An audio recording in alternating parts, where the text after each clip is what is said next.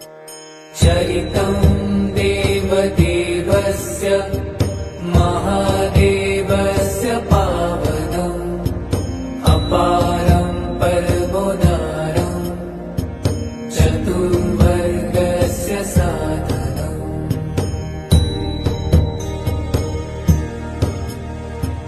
गौरी विनायकोपेतं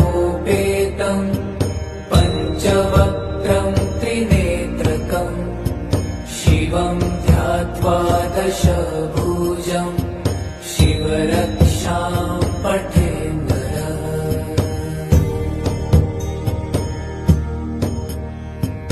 गङ्गाधर शिरः पातु